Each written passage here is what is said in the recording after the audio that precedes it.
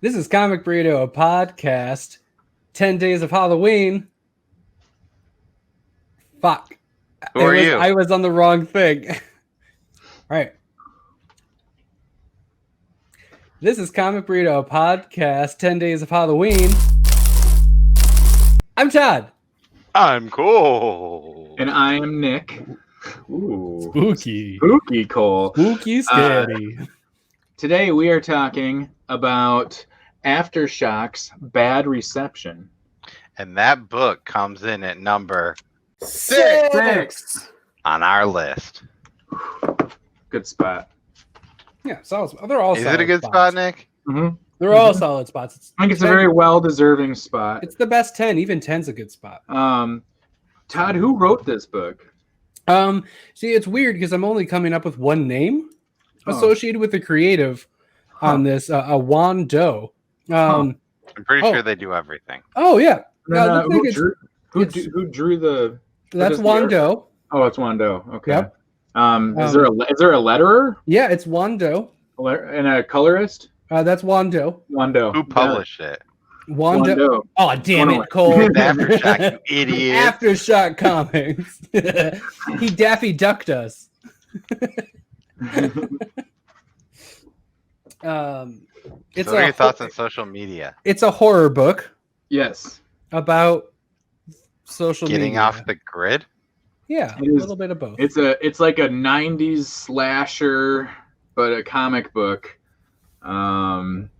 Yes. But a 90s slasher taken definitely in today's. Very social driven story for sure.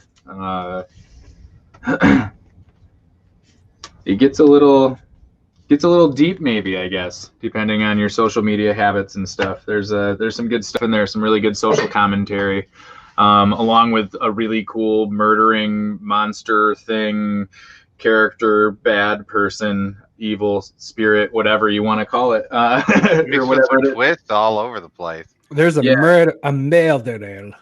There's been a murder, and also we don't have any reception because it's bad. Yeah, you got bad reception. Plus, that's the name of the book. But I think 3 or 4.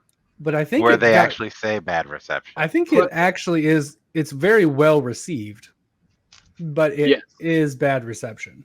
Yes, and it's a wedding reception.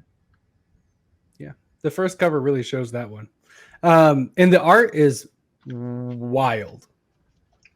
Yes, it is punchy. It is bright. Yeah. It's gruesome. It is fantastic, and the story is awesome. My personal favorite part is the colors, and I love how like when you're going between panels, how the colors of like everything just kind of change depending on what's like happening in said panel. Yep. Yeah, it's very cool how it just progresses. I'm really glad we picked this book for this. Because for me, I'm glad that I finished this book, but the first 2 issues didn't get me enough. The first issue, I remember you messaging me about issue 1, and you were like, "Is it all like this?" Because the first like half of the book is mostly just text and not a whole lot of other stuff going on. It very narrative driven first issue for sure. And every I'm pretty sure in the first issue, every single thing is a full like double page. Like yeah, and it just kind of has text going through. And I was reading it digitally, and my tablet's not that great, so like sideways, I pretty much was like. It's weird going through on tablet because you don't get that full page feel to it because it just kind of goes each bubble by bubble. Yeah. So you get the content, but you might not see that overall. It'd be good to like zoom out and just kind of take that in. That is how I read it on my digital. Is the whole how's bragging camp going? Thing. How is that bragging camp? What the fuck? I don't understand how that's bragging camp. But yeah, if you're starting issue 1, and even into 2, this is the first. I'm not spoiling anything.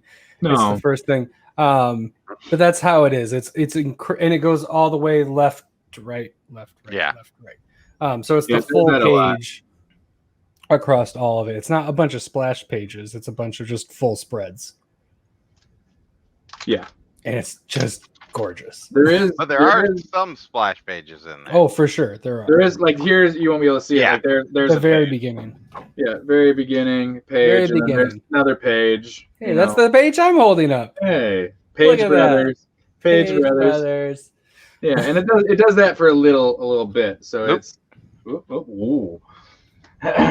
spooky. It's a great little thing. It's got all the right little twists and turns and things that kind of keep you engaged in it. I think the cool thing too is this is like 5 issues, and I assume it's done. I don't think they're going to do anything else out of it. It's got to be done. There's nothing to add to it. Just let it be.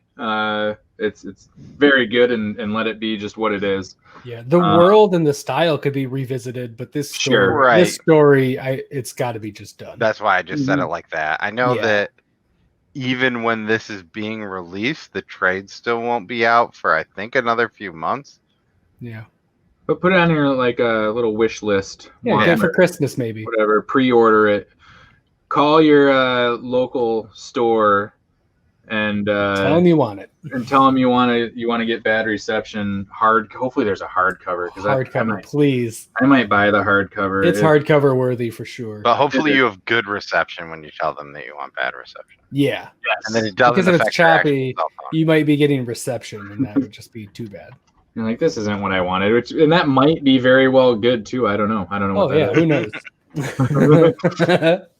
But yeah, so definitely recommend it. Wanto, Aftershock, Bad Reception, 1 through 5. They're all out. Pick up that trade. Tell us what you think in the comments. Thanks for getting spooked up with us. Spooky! I'm Todd. I'm Cole. And I'm Nick. There it is. Have a happy Halloween. I'm David S. Pumpkins. Goodbye.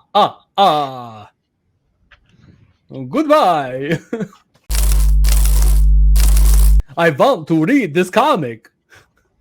Yeah, I get it. I want you to read this comic.